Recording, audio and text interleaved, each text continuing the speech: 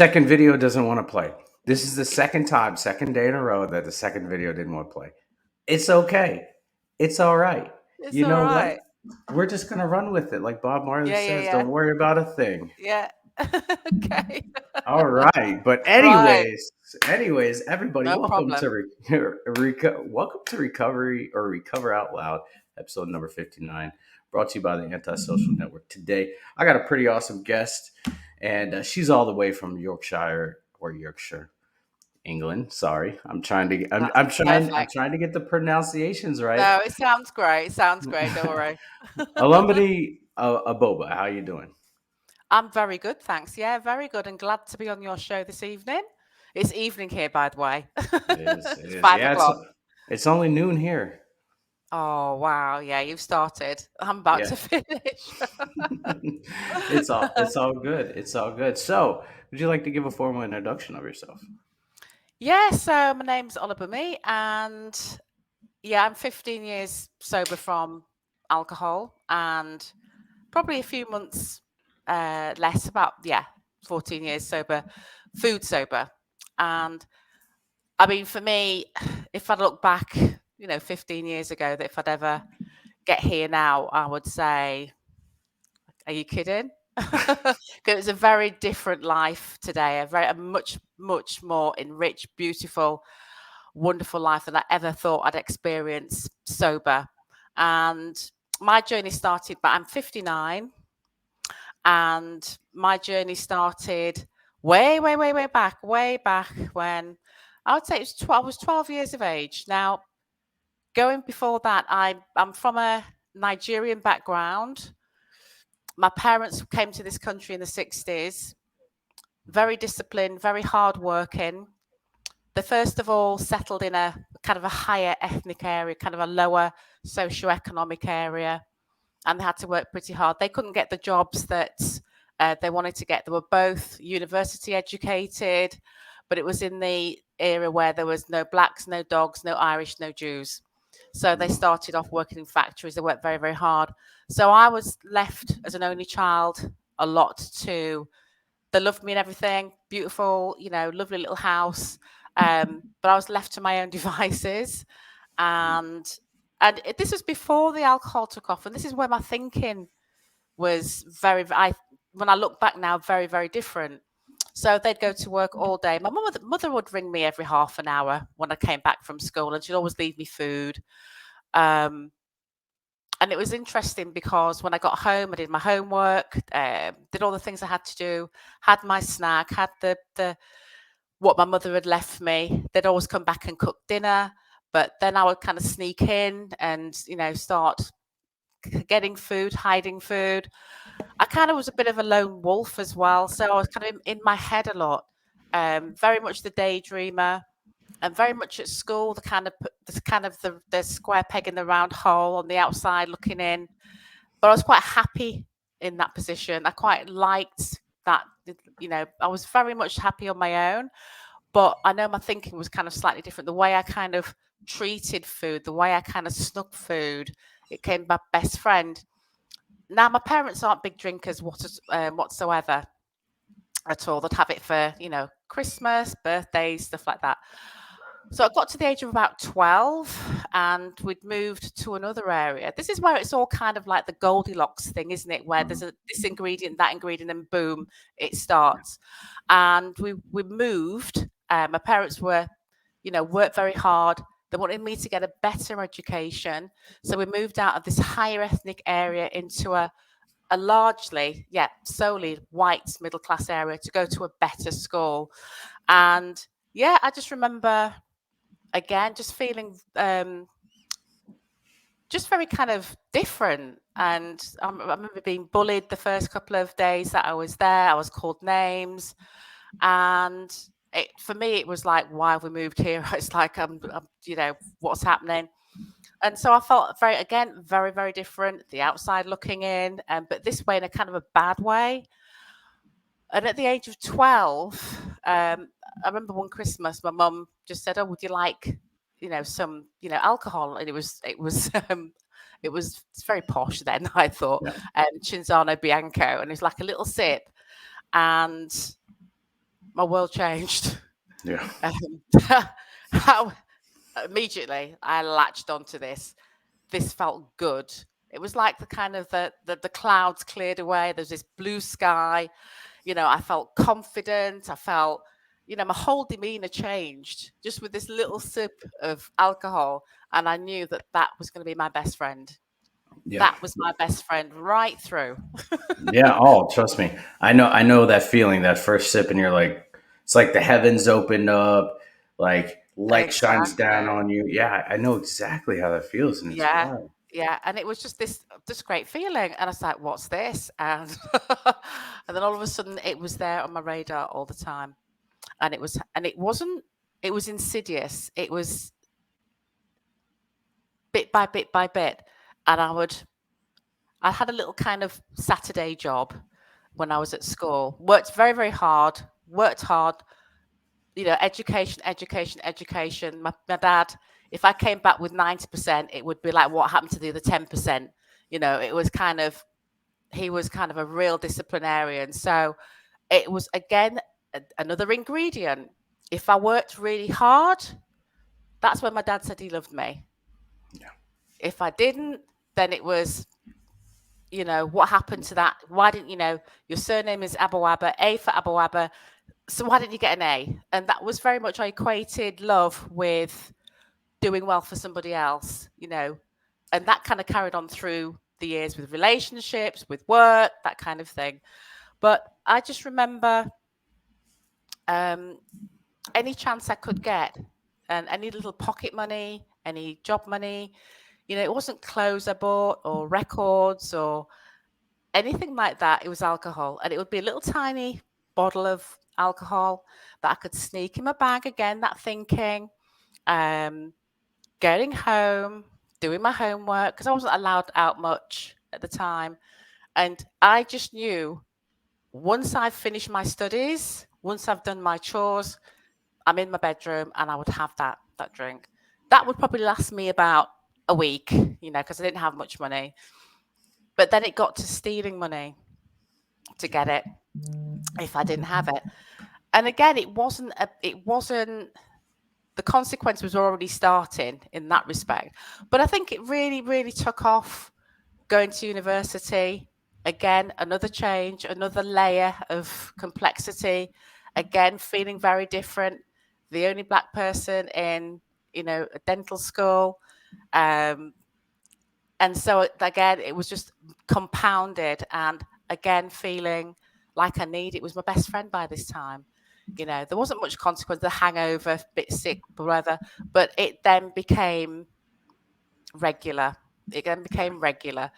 But, I carried on as normal. I always made sure that I kind of had that drink in the evening once I finished what I had to do.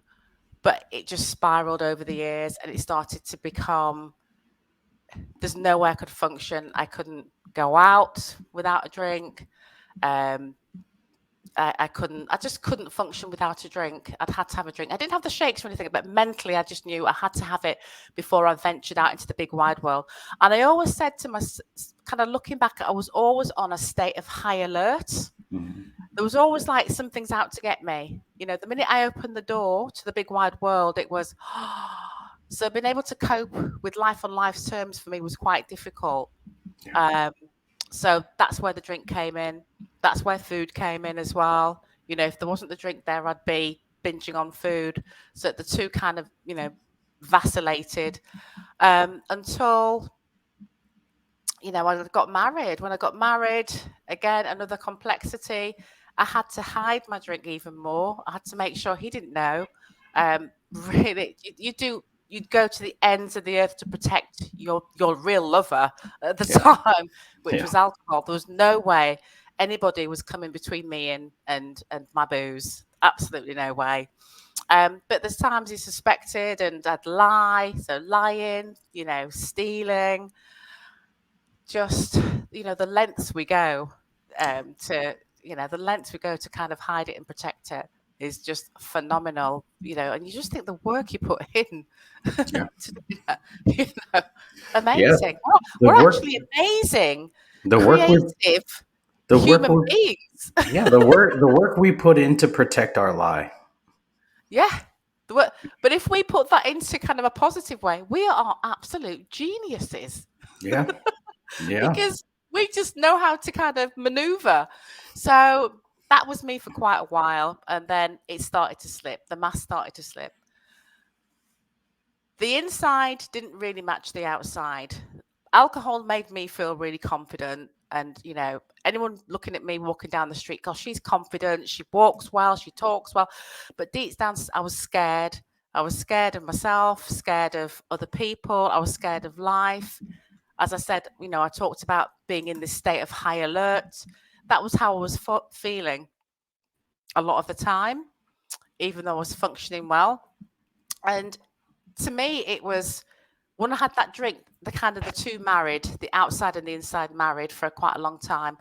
As I said, the mask started to slip, and people would say you can smell alcohol. By that time I had children, and again, even with children, I just couldn't stop drinking in the morning, having the shakes. It was horrific towards the end, and it just the whole game was over basically. But the whole game was over. But it took me, I call it stand up seven, fall down seven, stand up eight, Yeah.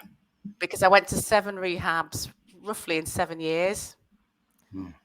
by that time because it was so horrific. And the last time I was going to die. I basically started to lose the use of my legs. And when I went in, I was carried in. Um, and that was when the surrender came. And once again, it was just that surrender. That's what I call surrender. That was Yeah. real surrender then.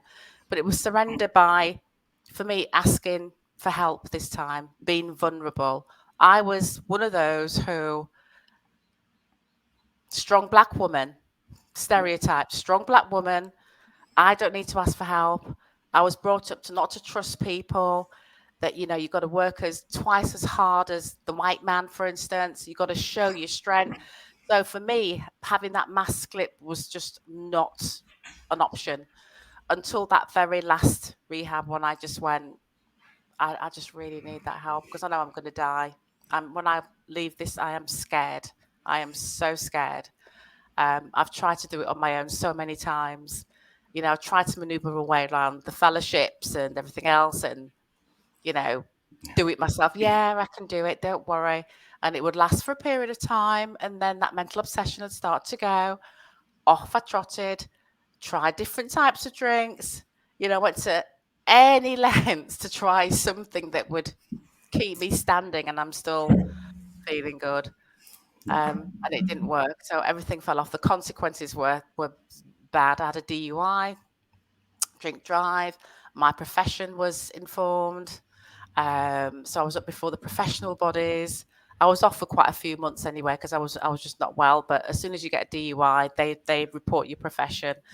Um, yeah, I got a divorce papers through in rehab, a fight for custody of the kids. I'm chuckling now because when I look back, it was very, very serious. But I'm just so blessed that today that's not the case. Everything's good. Um, but yeah, so that I went through all of that.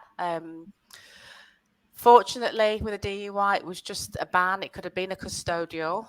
Yeah. Um, that was, yeah, it was that close to being a custodial, which would have, well, apart from alcohol, would have ruined everything. Yeah. Um, yeah, but went through the process. But something, when I got out, I thought I'm going to do it by any means necessary. I'm going to be teachable. I'm going to do as I'm told, to the letter. I'm not going to twist anything in AA. I'm just going to do as I'm told. I got myself a good sponsor, and I just Yeah. off. You're the epitome of almost lost everything. You Mm, know, yeah, and right off the bat, I want to say, you're a survivor. You really are. And you're a fighter and you're a warrior. And I just admire. I admire where you came from to where you are now. I really Thank do. you. Yeah, Um, thank you. yeah, I don't know too many people who have who have gotten DUIs, who have gotten divorced, uh, and had to fight custody of the kids, and then went into different rehabs, all in the same lifetime. And you did that, and you're still standing, and you're sober, Yeah, and that's what matters. yeah. I just thought by any means necessary this time. I knew this thing was going to just hijack me again. Again, the cunning, baffling, and powerful. Yeah, Oh my God, I've done it again. I've done it again. How? Why? What?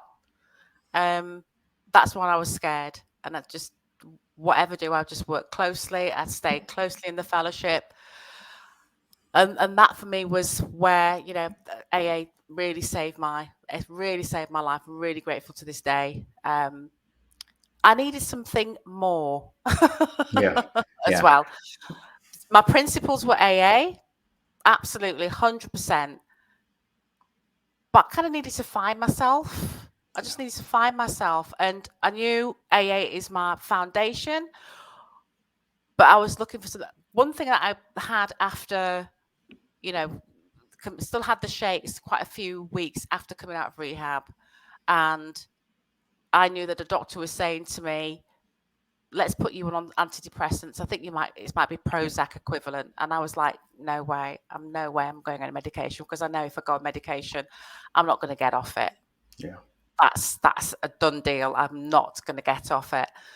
And I think the universe brought the right person to me. It was a friend of a friend, and I just sort of talked to my girlfriend about just not wanting to go on antidepressants. And this other person piped in and said, "Look, come and see a friend of mine. She's a shaman."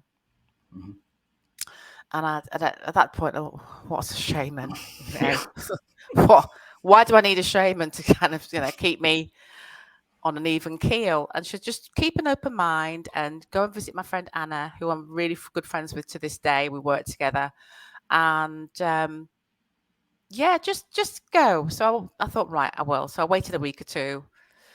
Um, And I thought, yeah, I think I do need some extra little bit of help. So I went to see her, had an open mind. And I just remember lying on her couch, lovely lady, and had my eyes closed, but I felt things plomped on me and the ceremony and everything else. And it just felt really nice. It just felt really nice. And when we finished, I kind of left and she said, if beautiful lady, come back again if you need me. And I said, okay. Weird. I thought, I actually feel really nice. yeah, I actually feel amazing. So I went back to her again, 2 or 3 times, and that feeling didn't go away. It was that feeling that I was protected, yeah. that whatever's going to happen, something just went, whatever happens, you're going to be okay. As long Mhm. as you don't pick that drink up, you're going to be okay. All the consequences that are coming my way, you'll still be okay. Don't worry. And that was that real hope, Mhm. that nothing can, because the whole thing is, my identity could be stripped away with my profession and so many things taken away from me, but you're still that person. And that's what I was being told. You're still Olubunmi. You're still a beautiful woman. Your identity is not attached to what you do. Your identity is not attached to, the kind of outer stuff that's going on, but inside you're getting stronger. So I went back to when I couldn't fathom what she'd done. So there were crystals that were placed on me. So I got very curious about crystals. I got very curious about kind of the Reiki Seichem that she said she did over me and all the other things that were like a bit of a secret. And I got very curious about the holistic side of recovery, Mhm. because this was feeling very nice. And I was up within fitness to practice. I was up um, in the courts for the drink drive, divorce, everything. Still living with the spouse at the time, still being a mom, and I was all right. Yeah, I was okay.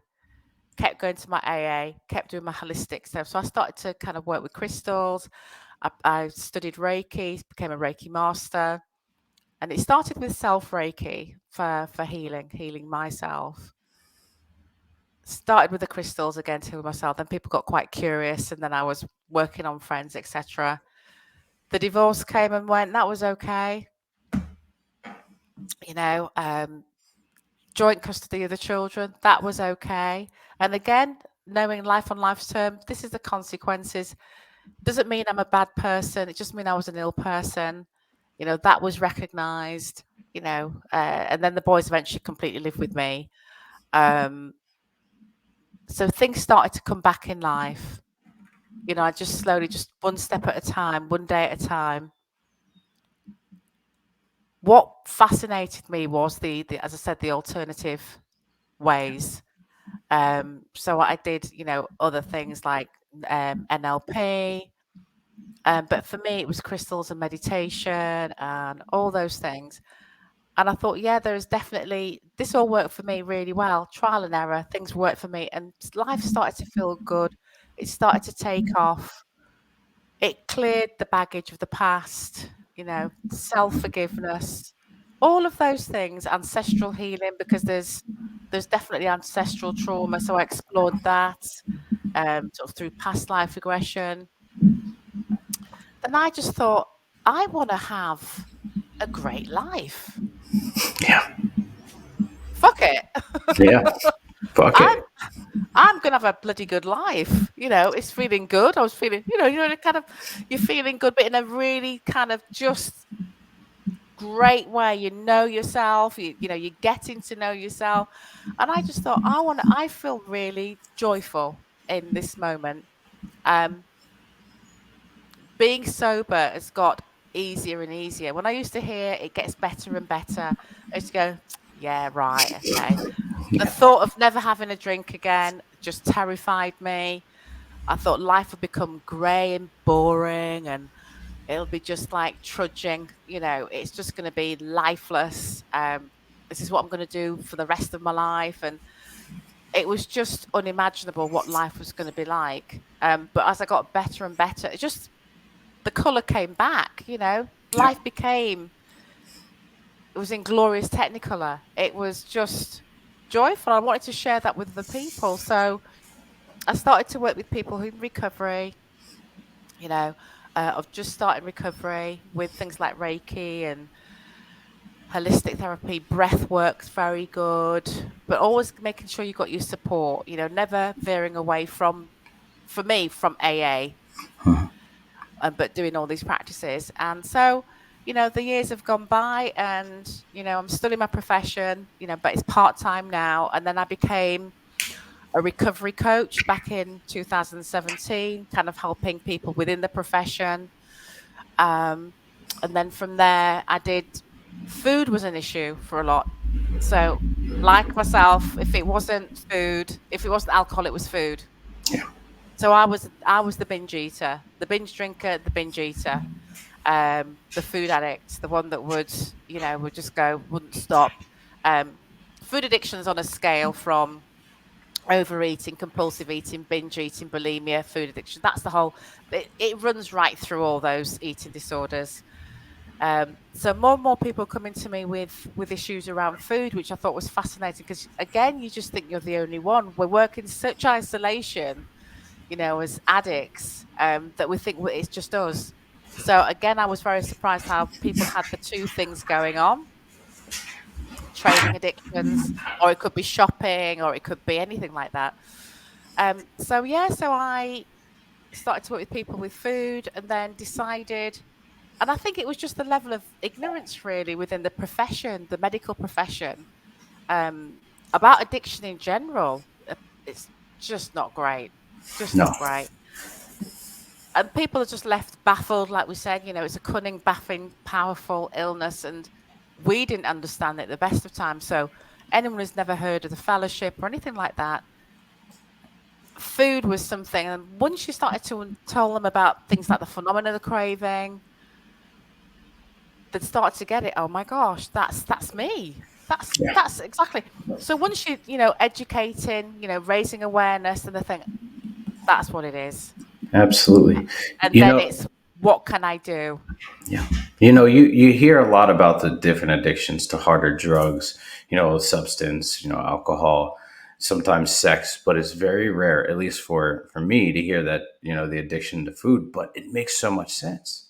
In reality, anything can be addicting if it's not done in moderation. Yeah. And it's your relationship with it, isn't it? Yeah. It's your relationship with it. And I knew my relationship with any substance was a little bit warped before I picked up a drink. My thinking was different. Circumstances came in which kind of amplified that. And then my behavior around food, my relationship with food was very similar to my relationship with alcohol. And people who had a relationship with food got it. They said that's exactly like alcohol. And when I came into recovery, it was the food that I latched onto again, and I behaved without, with food like I did with alcohol. And then it just stopped me in my tracks a few months after, going, yeah, I'm doing the same thing. I'm actually I'm here. behaving the same way. It's like, yeah, it's my best Yeah. friend. This is, how many donuts can I have and how many of this can I have? And it was like, everyone get out of the way. I'm going to have this or hide it. And I went, and this is before the term food addiction was actually coined. And I said, I'm addicted. I'm a food addict. This feels like, no, you can't be a food. It is. It feels the same. I get the carb hangovers. I get the irritability when I don't have it. I get the constant mental preoccupation with it. You know, I'm thinking about what I'm having, in the morning, at lunchtime. It's the same. It's the Yeah. same to me. Um, and if anybody begs to differ, I really don't care because it's my experience. Do you know what I mean? Yeah. Absolutely. No, I um, agree 100%.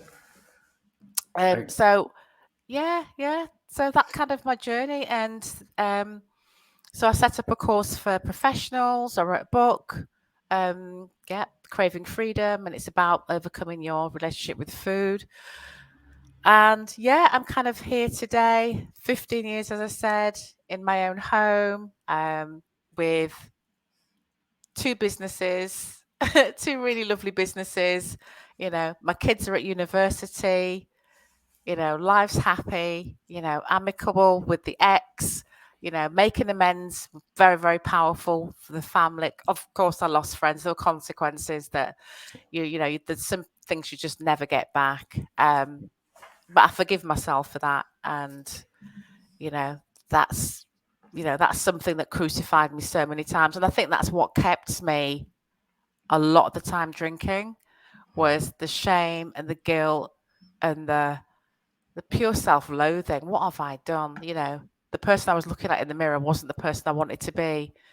And, that took me a very, very long time, with a lot of help and a lot of love from other people in, therapy, in fellowship, to kind of get that self-worth back. Um, absolutely. Absolutely. and not kind of walking around in a state of high alert anymore.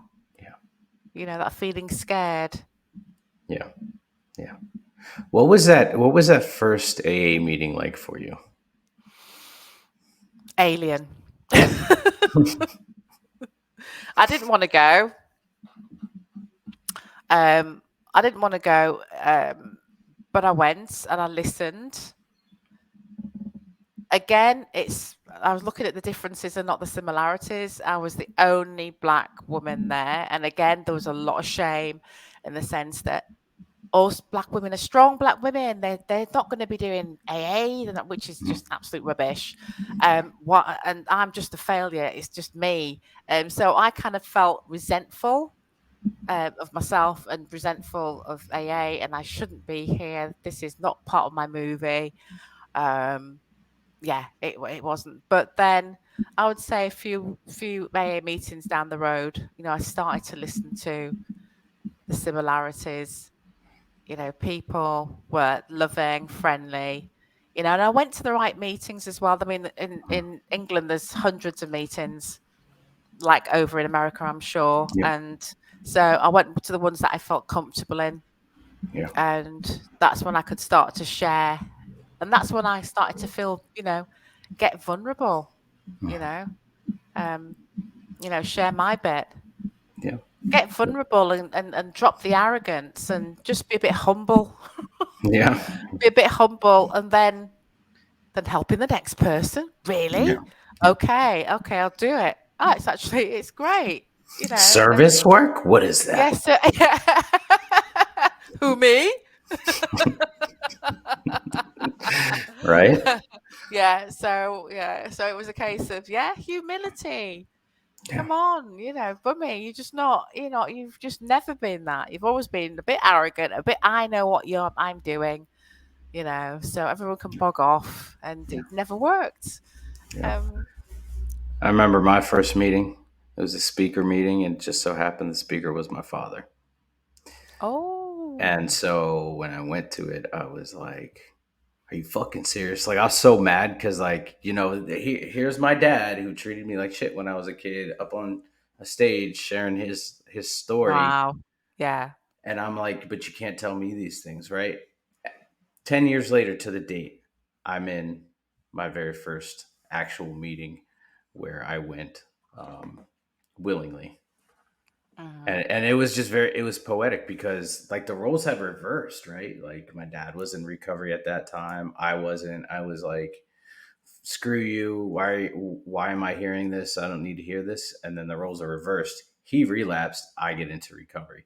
It's Mm. crazy. It's crazy Yeah. how it works. Mm. It is. I think that was one. Again, that was one really poignant moment when in the last rehab that I was in. I went in, I was absolutely a mess. As I said, I could hardly walk. I was carried in. And I remember when I came to, there was a young man, and he said, I have never seen anybody that bad. He was in rehab himself. He was an inpatient. I've never seen anyone that bad. He was really lovely. Never seen anyone that bad. And I would say a year later, he was dead. Wow. He died of an overdose. And I went, but for the grace of God, this is how easy it can switch. He was adamant he was going to stay sober, but look what happened. And that's why I'm just saying it is so powerful, and just being vigilant, Yeah. is. But that's it. So many of us go, um, and it's just really, really, it's awful. It's really awful. This is an awful disease, Yeah. but recovery is amazing, Yeah. and it's What just the was beginning. Yeah, it's yeah. just the beginning of a great journey. What was different about that last rehab stint versus the other ones that you went in? Because I know I've when I entered into my program, I did it because of therapeutic court, and the judge looked at me and he said, "What is different this time than all the other times?" And I said, "I have to do it for myself." What Yeah, was it like? What was it for the you? same, the same, the same, exactly the same. I was doing it for other people. I was always, I kind of, when I look back in my recovery, I was always scrambling to get well so that I could please my ex-husband. I could make sure the kids don't look at me with, shock. Keep my parents happy, the family happy, profession happy. Oh my God, I need to make sure that, there was always a scramble. It was never sincere. And then it'd be like, yeah, look, I'm not drinking. I'm It's not only been drinking, you 2 days. see. I'm not It's drinking. been 2 days. Yeah. Oh, it's been 3 months. Yeah, see. Um, and that was it. I always did it for other people. But that was me as a whole. I was always doing life for other people, making sure my exams, getting top grades for my family. Love my parents to bits, don't get me wrong. And they're wonderful, and they've done an amazing job on all of us. But it was about always doing well for somebody else, always people pleasing, the boundaries would go down. I was always the kind of workaholic. I was the person that would go above and beyond for other people, but I would never do it for myself. Yeah. So I would never put myself first. And so this time, yeah, I had to put myself first. I had to put myself first. And that meant creating boundaries. It meant saying no. It meant saying, certain, events I can't go to, it was just, I had to kind of really prune down, really simplify my life. What is it that's really important right now? Um, what's going to move me forward bit by bit. Obviously, AA, eating right, doing all those things, looking after myself properly.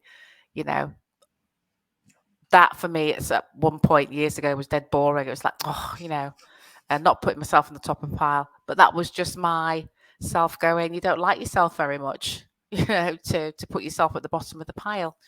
So yeah, it was putting me first. So you're absolutely bang on there. Yeah. I've heard you said earlier where you felt like you were just going to be boring and life was going to drag on and all that stuff. And I remember feeling the same way. And I've Yeah. heard that so many times with people that I work with. Oh, I'm going to be boring because I'm getting sober. Mm. Okay, what about your life has been the polar opposite of what you thought? What about your life is different? What about my life is different? I think my thought process is different. I think just going through the steps has kind of had that little transformation bit by bit. They've been able to kind of open up, be vulnerable, which I could never be before recovery. I was a closed book. Mhm. There's no way anybody was getting in here. Um, being more compassionate, being kinder to myself, and as a result, kinder to others. Being able to, there's lots different, just finding the joy in simple things, you know, being able to look out of my window, for instance, and enjoy the scenery, being grateful, you know, being grateful was something that that didn't what it was very much, yeah, sod being grateful. Yeah. I'm not drinking, it's boring. But then getting into the practice of gratitude, getting that discipline in, you know, is just the start. But that discipline then gives you the freedom to do things. So the freedom to, so I took up writing. I took up art. I took up the art of crystal design. I did all these things that I never had a hobby when I was drinking. Never. My hobby was drinking. Yeah. Yeah. But I didn't have any hobbies. I didn't have any pastimes. I didn't have any passions. So for me, it was discovering who is Olubunmi. What do you actually like? What do you actually love doing? And it's like, oh, so it's getting that curiosity in life. I thought, right, let me find out what I like. And I did all sorts of singing and painting, and I became that kid again, but that kid again that didn't do that when she was a kid. you know it's doing all these things that, allowing myself to get passionate about life and exploring, and being that kid again. That's the difference. And I still feel that wonder. Life is wonderful. People are wonderful. I have boundaries, which I didn't have, and I feel safe within those boundaries. It doesn't mean I'm a closed book, but I can implement boundaries and not think, oh, people aren't going to like me if I implement these boundaries. But just the way I kind of roll through life is a lot smoother. Life on life terms, I've said that before. When curveballs come my way, I know what I need to do. I know if I get really kind of, then I'll call somebody or journal, or, I've got all the kind of toolkit to, just go, it's all right. I can't control that bit. And again, not micromanaging people, not micromanaging life, a real micromanager. So that I cannot control people, places, or things, and I can't. Yeah. And so Absolutely. that kind of letting go was very difficult at the beginning, but it's like, hey, fuck it. Yeah, that's fine. I'm all right. Yeah, yeah, whatever. Yeah. I Um, like it. I like yeah. it. Yeah. And as I said, if I don't, then there's just so many things that I just find in life just wonderful, really lovely. There's things I don't like, but again, I don't dwell on the things I don't particularly like. I can't do anything about it. And I just make sure that I wake up in the morning with an intention to have a really good day. Absolutely. Mm. Boundaries, those are huge. Mm. Um, how hard was it for you to set boundaries when you first got into recovery? Difficult, difficult because there was still guilt there. So, for instance, with my children, they were only young at the time. beautiful boys. Um, I kind of spoilt them rotten, you know, because I felt guilty of what I'd done, and I'd let them. I felt I'd let them down, um, and that was hard. But I had to implement them because they were taking advantage, and and playing me off against their dad, because we were divorced by then. And then it was like hey, I'm not doing that anymore. No. And it was like but then they kind of knew they couldn't play me anymore. But again, that was difficult. Boundaries with my time and my energy. We talk Oh about yeah. energy management.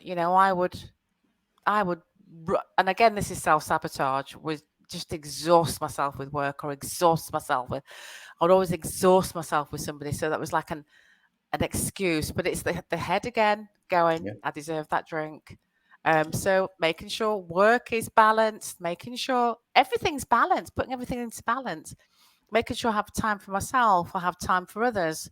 And it was hard, but I knew, and sometimes I'm not lying. Sometimes I can sometimes do that, but I notice it, but it's a very, very short period of time. I'll go, right, okay, I'm doing that again. And being able to kind of pick that, and it's self-awareness. It's more self-awareness, more consciousness of what you're doing, and what you're putting out there, and who you want to be around. My social circle's completely changed. I've got a real holistic bunch of girlfriends. I've got I call a tribe. I'd never had that when I was in recovery. I was always a one-man band, as I said. I Yeah. didn't really have, especially girls. I found girls a bit of a, I was a real tomboy, so for me girls were like, oh. And it's only the last sort of 5 to 10 years that I found real kinship with women, and I've got a tribe of women who support me and I support them, and they're from all different backgrounds, and that's great. But it's caring for myself, and having that kindness and compassion. And to me, it's just been a really, really good journey. As I said, it's had its ups and downs, but I know that's part of life. That's part of life now. We all go through it all. So I'm not the only one. Yeah, absolutely. I have that fond understanding that life doesn't stop when you get sober. It actually gets worse because you're learning how to handle situations without your Mhm. substance and changing your Mm. behaviors Yeah, because that's the way you used to do things, not the way you do them now. yeah. But that takes a bit of time, and it takes practice, and it takes just that consciousness of self and Yeah, awareness daily. And then you kind of think, oh, but it's so hard. We have to do that every single day. And then it starts to flow, so installing those real positive habits, and it starts just to become part of you. yeah, And it's instinctive, and you just do it. And I get up and pray in the morning, and hand everything over, and I kind of pick a crystal or pick a card, or just a little ritual that kind of goes, right, okay, I set myself up for the day by getting up a bit early and doing all that and doing some reading. And I would never have done that beforehand. I just thought, God, that's boring. Just leap out of bed and off I went. yeah, And but now I do prepare my day. And what wonderful things would I want to do today? And I want to say wonderful. I don't want to think, oh, I'm jetting off anyway. It could be the wonderful thing is I'm doing some gardening, or I'm meeting a friend for lunch. Just something really to look forward to. Then you've got your work and everything, and enjoying what I do. And this is where again in recovery, I just knew my profession really wasn't suited to me. yeah, um and that's the beauty of being able to then make that decision that that identity is not me anyway. For me, it was way too stressful, and it wasn't really me. I was told that I either should be a doctor. I was told, you know, when you're going to be a doctor. No, I'm not. Yes, you are. And what let me explore other avenues, and that's when I went into food addiction counselling. I became a recovery coach, which I really love doing, but I also love design, and that's something that I'm going to be building on with crystals in marble, that kind of thing. So that's the creative bit of me. But yeah, it's you know I'm not attached to anything. I'm not attached My identity is not attached to my work, you know, anything like that. So that is really freeing. And that's what recovery gave me, that ability to be able to separate that alter ego from who I am as a person. That's amazing. That is Mm. awesome. Now, being 15 years sober, being able to look back, uh, what, and I told you this is going to come out. What is your biggest pet peeve in recovery? It might piss some people off, actually. Go for it. Go for it. We're here for it. Um, is it just be one pet peeve or could it be two? No, it can be two. It can be more. Um, I think it's, and I am not, yeah, with the fellowship, okay, in AA. I think what always kind of resonated with me that I didn't is the kind of, yes, I am an alcoholic and Mhm. I'm an alcoholic, I know. But it kept reinforcing it that I'm an alcoholic, but I'm moving on, that I'm bummy, I am in recovery. And I think it was that, yeah, my name is Olubunmi, I'm an alcoholic. It used to peeve me Yeah. because I used to go, but I'm in recovery. I never say I'm recovered because I know I'm not recovered. This is a journey, a work in progress. But it was keeping me in that's that's as a state, Yeah.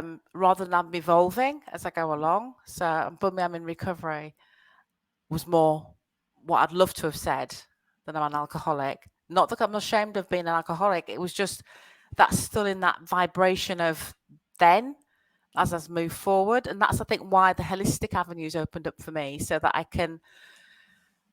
It was almost like that feeling guilt again. I always still had that of guilt by saying it, but all the time. Whereas I wanted to kind of explore me and open my heart to who I am as a person. I'm not an alcoholic as such. I am a person who's in recovery and is starting to explore life.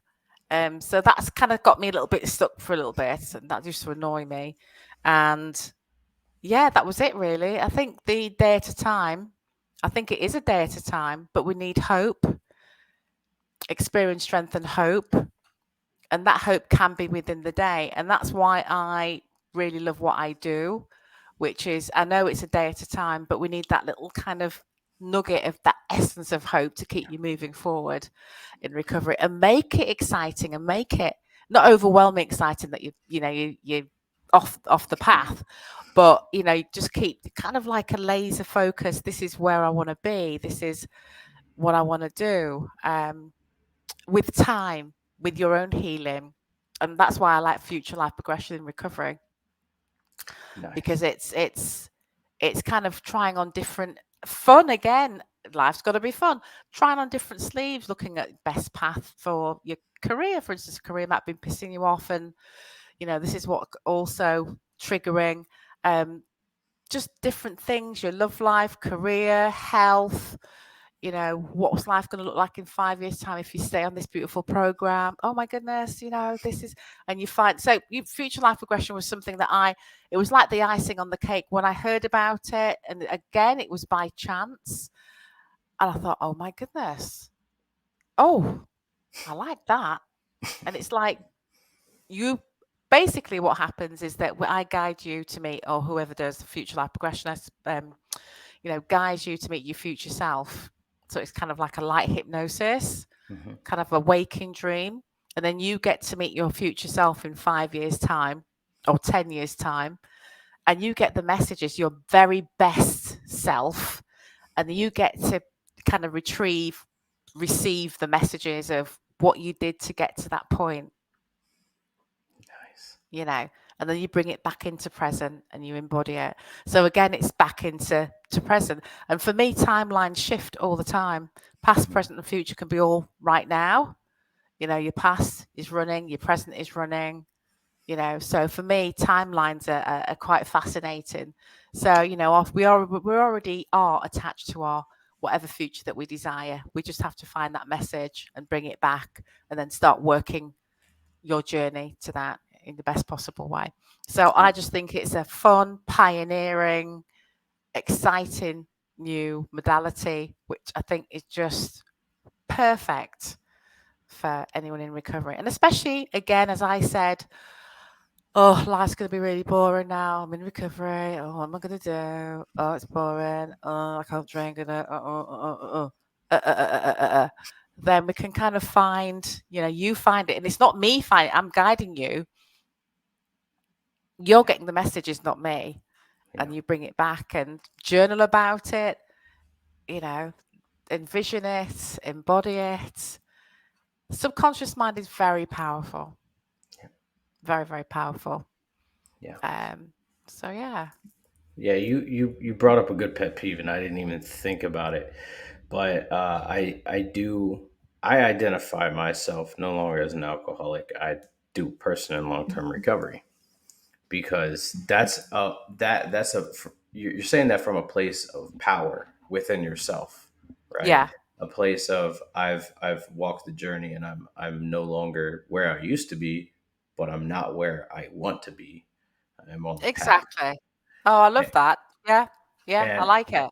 and I feel like if we label ourselves as alcoholic, for an extended period of time, we get stuck in that mentality that Mm, life can't be better, right? yeah, We're always going to suffer these, all right? Like, I'm always going to have cravings. I haven't had a craving in I don't have two and two cravings. and two and a half years.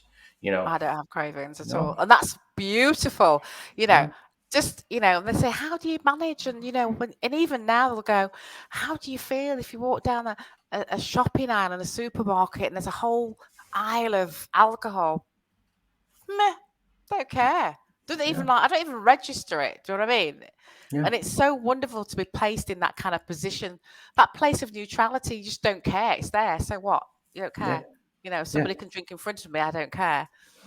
yeah. My dad, The only thing I don't have, I will not have alcohol in the house. no, That's something I won't do. And if somebody brings alcohol, I'll just say, if you want to bring alcohol, fine, but take it with you. I'm still, often, it's like going into the hairdressers often enough, you're going to get a haircut.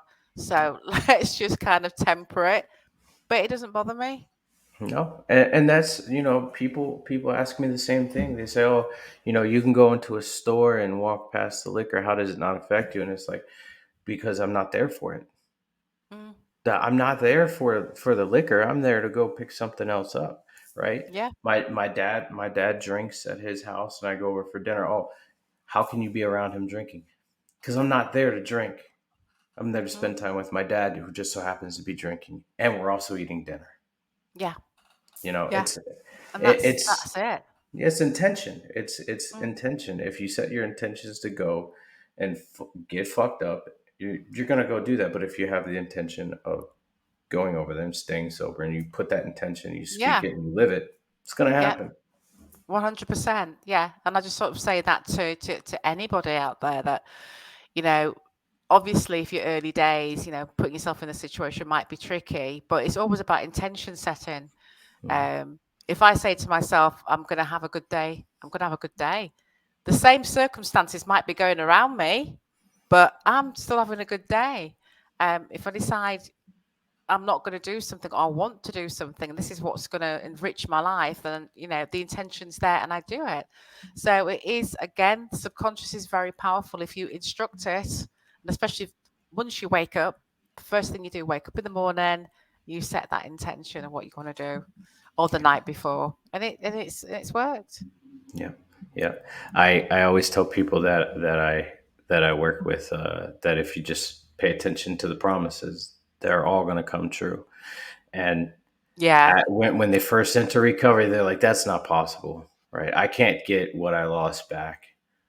Yeah, you can. It may you not can, be and exactly more, what you lost. Yeah, it may not be and exactly what you more. lost, but Yeah. it's gonna be what you lost and more. Yeah, no, absolutely. This is, I mean, the promises and some. Yeah, Definitely beyond your wildest dreams. yeah. It's like you get a 100%. gift bag. You get a gift bag, and then they're like, "Oh, hey, by the way, here's a little gift for you.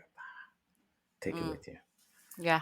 A little bit glitter. Yeah. Glitter. Some pizzazz, but all right. But Before that's we, it. I mean, yeah, I just feel that my life's better than before I was, I used to think I've got all these wonderful things and things and job and everything else, but I have got so much more. And as I said, if you'd have asked me what this is what your life's going to be like in 15 years from now, I wouldn't have believed it. Would not have believed it in 1,000 years. No. Me? Really? Speaking, writing a book. I've written 4 books. I've done this, I've done that, and blah, blah, blah, blah, blah, blah, blah. Oh, lovely. No. Hell no. It's because of recovery. Mm-hmm. It's because of recovery. So 100%. before we go, do you have any suggestions or advice to people that might be struggling with the thought of entering into recovery, or they're early recovery and they're struggling along the path? What would you give them? Yeah, just to say that you can't do it on your own. You really can't do it on your own. That was my lesson time and time again. Um, get vulnerable with somebody that you trust in recovery, in a recovery program, and work it and work it. Be teachable. Yeah. Yeah, yeah. Drop the arrogance. Get humble. There's a million ways we can fuck it all up, and twist the program, whatever you're doing. Just get humble and be with a sponsor who has got good quality sobriety. Now that's a different thing, but good quality sobriety under their belt, and you're gonna learn, and you're gonna be the student, and you're gonna do it to the letter because it works. It Works if says you what it work does it. in the tin. Yeah, it says what it does in the tin. It works if you work it, Yep. so work it. It's worth it. Absolutely. Hmm. Absolutely. All right. Where can we find you? Right. The main place I'm really concentrating on now is helping people to find their compelling why, in recovery. So it's yourfuturelife.co.uk. So it's www.yourfuturelife.co.uk, and you can find all the information on there. Sweet. Sweet. It has been an awesome time. I've enjoyed our conversation. Thank You you. you are a huge inspiration to me. I hope you know that. Aw, thank you so much, Sean. That's so kind of you. Thank you. It's a And pleasure. yeah, it's awesome. We got to do it again. Oh, yeah, I'm there. All I'm righty. there. All All righty. right. Thank All right. you. And everybody, thank you for sitting and hanging with us Thanks a for lot. this hour. You guys are awesome. And until next time, I will see you guys. Much love. Bye.